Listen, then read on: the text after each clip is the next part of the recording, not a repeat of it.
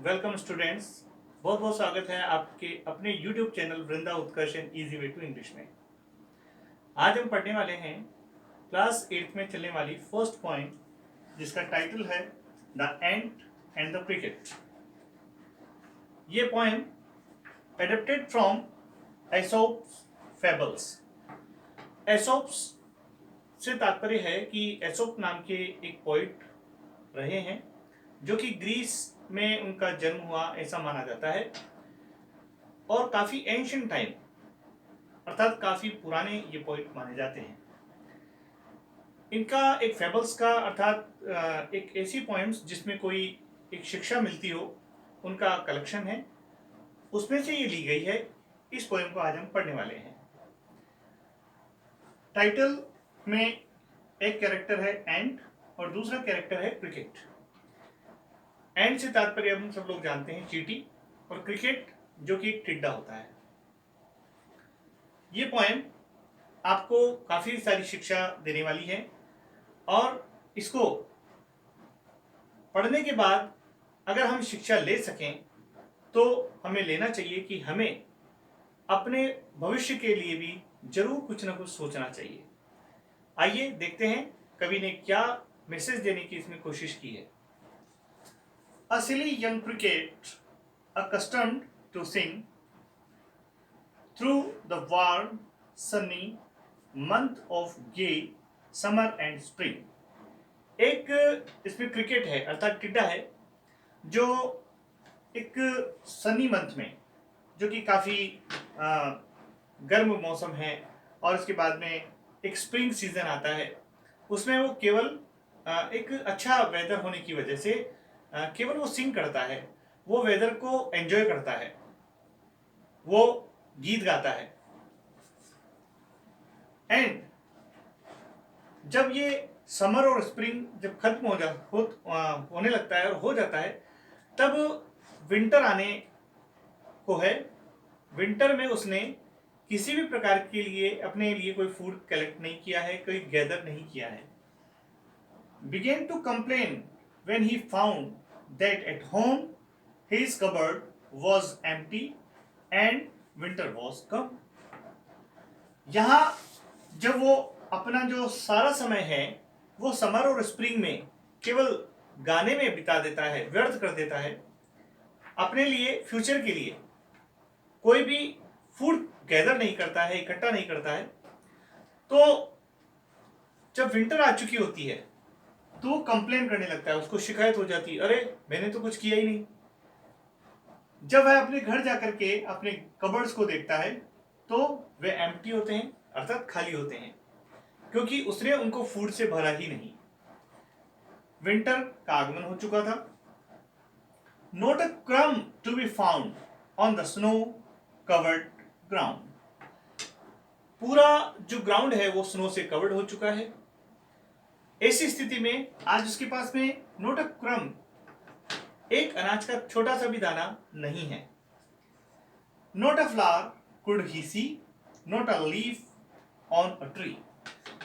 जैसे कि टिड्डा जो होता है क्रिकेट, वो पत्तों पर बैठता है, उनको अपना भोजन बनाता है, लेकिन विंटर में स्नोफॉल होती है, और ऐसी स्थिति में ना तो कोई फ्लावर वहां पर बचा है और ना ही कोई ट्री के ऊपर लीफ बचा है, अर्थात उसके लिए खाने के लिए कोई उसका कोई सामान नहीं है, कुछ ऐसी चीज नहीं है, कुछ भी नहीं है, क्योंकि जो समय उसको अपना फूड कलेक्ट करने के लिए मिला था उसको उसने अपने गाने में व्यर्थ कर दिया। ओ व्हाट विल बिकम, अरे अब क्या होगा। यही हम सब लोगों के साथ भी होता है।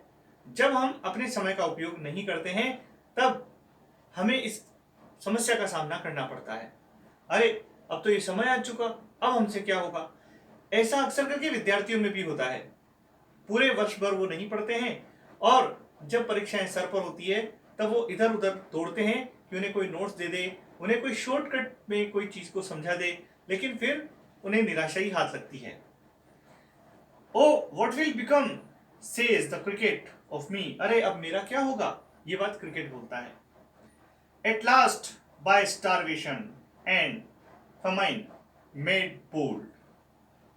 यहाँ अब उसको एक चिंता सताती है, मैं तो भूख से मर जाऊंगा। स्टारवेशन से तात्पर्य है भूख, और फेमाइन से तात्पर्य है जब कुछ ना बचे, जहां हमें अन्न का कोई दाना ना मिले या किसी भी प्रकार का कोई भोजन ना बचा हो, ऐसी स्थिति। अब ऐसी स्थिति में मेरा क्या होगा?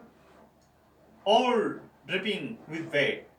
इस तरह से विंटर में जब स्नोफॉल होती है तो स्नो से वो जब गीला हो जाता है, इस तरह से भीगता हुआ, क्योंकि उसने ना तो अपने फूड की व्यवस्था की है और ना ही अपने शेल्टर की व्यवस्था की है, ऐसी स्थिति में वो क्या होता है?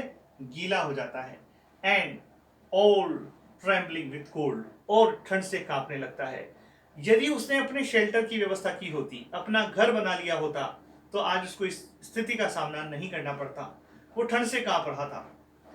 Away he set off to a miserly end. अब क्या होता है, यहाँ पे हमने अंडरलाइन किया है माइजरली एंड। एंड को हम देखते हैं, वो अपने काम में लगी रहती है।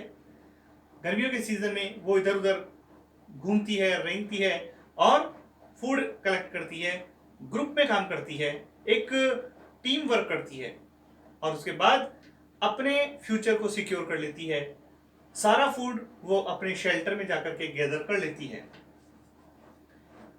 जब ये, लेकिन वो कंजूस होती है, अर्थात अपना कलेक्ट किया हुआ सामान वो अपने ऊपर ही खर्च करती है। उसने उसको उसी के लिए बचा करके रखा होता है।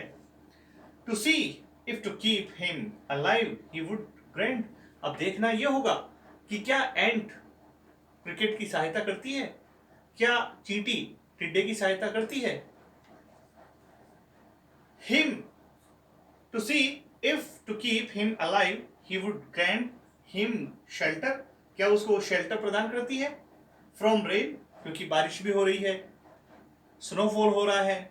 And a mouth full of grain, और क्या उसको उसके पेट भरने जितना, माउथफुल से तात्पर्य यहाँ पर यह है कि उसको वो उतना अनाज देती है जिससे उसका पेट भर जाए।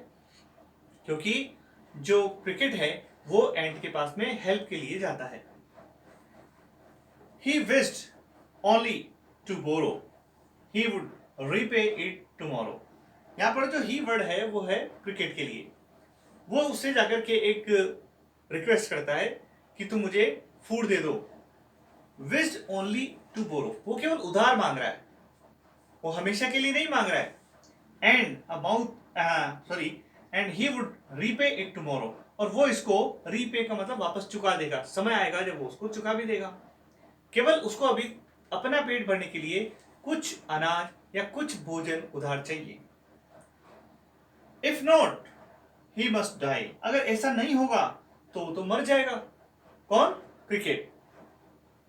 ऑफ स्टारवेशन, भूख से उसकी मृत्यु होना निश्चित है। एंड सोरो, और दुख से वो मर जाएगा। Say the ant to the cricket, यहां पर जो एंट है उसको वापस रिप्लाई करती है। क्या करती है? I am your servant and friend, मैं तुम्हारी सहायता जरूर करने वाली हूं, मैं तुम्हारी फ्रेंड जरूर हूं, लेकिन but we ants never borrow, we ants never lend. लेकिन हम चींटियों की एक आदत है, हम ना तो उधार, यस, बोरो और लैंड, यहाँ पे दो वर्ड्स हैं, नहीं समझे। बोरो से तात्पर्य हम उधार ना लेते हैं, एंड लैंड का मतलब ना उधार हम देते हैं।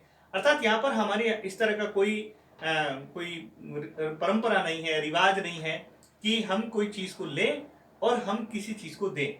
ना तो हम किसी से कुछ लेते हैं और ना हम किसी को कुछ देते हैं। बट टेल मी, लेकिन मुझे जरा ये बताओ, किसको पूछती है? एंड क्रिकेट को पूछती है। एंड डियर क्रिकेट, मुझे ये बताओ, did you lay nothing by when the weather was warm. जब गर्मी थी, जब सीजन अच्छा था, तो क्या तुमने कभी कुछ गैदर नहीं किया? तुमने अपने फ्यूचर के लिए कुछ बचाया नहीं? कॉथ, यहाँ पे कॉथ से तात्पर्य है, ये देखिए, एक ये पुरानी इंग्लिश है, अर्थात सेड, कहा, उसको कहा। किसको कहा? द क्रिकेट, क्रिकेट को कहा। नॉट आई, वो जवाब क्या देता है? नॉट आई, नहीं, मैंने नहीं किया। My heart was so light that I सैंग day and night. जब समर सीजन था और उसके बाद में स्प्रिंग आया, तो मेरा जो हार्ट था वो बहुत ही ज़्यादा खुश था, मैं गीत गुनगुना रहा था और उस समय तो काफ़ी सारी लीव्स थी, है ना, फ्लावर्स थे, तो फिर मुझे क्या ज़रूरत थी, इतना सारा फूड था तो मैं क्यों कलेक्ट करता। इसलिए मैंने ऐसा कुछ किया नहीं, मैं बहुत खुश उस समय रहा। फॉर ऑल नेचर लुक्ड गे, मुझे पूरी की पूरी जो नेचर थी वो काफ़ी खुश दिखाई दे रही थी क्योंकि मौसम खुशनुमा था। एंड यू सैंग सर यू से, यहाँ पर एंड वापस बोलती है तो इसका मतलब यू सैंग, तुमने गीत गाए। सर यू से, जैसा कि तुम कह रहे हो, तो पूरे इस सीजन में, समर में और स्प्रिंग में क्या तुम गीत ही गाते रहे? तुम्हारे कहने का मतलब ये है। अब ये बात सुन करके एंट को थोड़ा सा गुस्सा आ जाता है कि जब तुम्हारे पास समय था तो तुमने ये काम क्यों नहीं किया। तो वो वापस क्या रिप्लाई करती है, गो देन सेज द एंट, अच्छा फिर तुम यहां से मेरे यहां से जाओ। वो उसको निकाल देती है अपने वहां से। And dance the winter away, जैसा कि तुम बता रहे हो, तुमने समर सीजन में और तुमने स्प्रिंग में तुमने गीत गाए, तो फिर एक काम करो, अब ये विंटर आ गया है तो तुम जाकर के नाचो, है ना, इसको भी तुम ऐसे नाच गा करके स्पेंड कर दो, बिता दो। दस ending he hastily lifted the wicket and out, और इस तरह से उसको उठाती है और अपने घर से बाहर निकाल देती है। ऑफ द डोर, उसको घर के जो गेट है उसका दरवाजे का बाहर का रास्ता उसको दिखा देती है। And turn the poor little cricket, ये इस तरह से उसको वहां से रवाना करती है। कवि अंत में बोलते हैं, फोक कॉल्स दिस फेबल, लोग इस तरह की कथाएं कहते हैं, इस तरह की चर्चाएं करते हैं। हालांकि इसे लोग फेबल्स भी कहते हैं। ये एक तरह से इमेजिनरी होती है, कल्पना होती है। क्या कभी टिड्डे ने और कभी एंट ने बात की होगी, ये थोड़ा सा असंभव सा लगता है। लेकिन कवि क्या बोलते हैं आगे, आई वारंट इट ट्रू, मैं गारंटी देता हूं, मैं इस बात का दावा करता हूं, मुझे ऐसा लगता है कि ये सच है, क्योंकि आज भी इस दुनिया में सम क्रिकेट्स हैव 4 legs, कई सारे जो क्रिकेट हैं उनके 4 legs होती हैं, लेकिन एंड सम हैव 2, लेकिन कई सारे क्रिकेट ऐसे भी होते हैं जिनके 2 legs होती है। यहाँ पर जो 2 legs वर्ड यूज किया गया है वो ह्यूमन बींग्स के लिए यूज किया गया है। सही है, इंसान भी कई सारे ऐसे होते हैं जो अपने फ्यूचर की कोई परवाह नहीं करते, अपने फ्यूचर के लिए कुछ सेव नहीं करते, वो केवल प्रेजेंट में जीते हैं, केवल प्रेजेंट को एंजॉय करते हैं। तो इस कहानी से, इस फेबल से हमें ये सीख मिलती है कि हमें समय रहते हुए अपने समय का उपयोग करना चाहिए, अपने फ्यूचर की परवाह करनी चाहिए और उसके लिए कुछ ना कुछ बचा करके रखना चाहिए, जब कोई परेशानी आए तो हम उसका सामना कर सकें। उम्मीद करते हैं आपको ये पॉइंट समझ में आई होगी। Thanks for watching this video.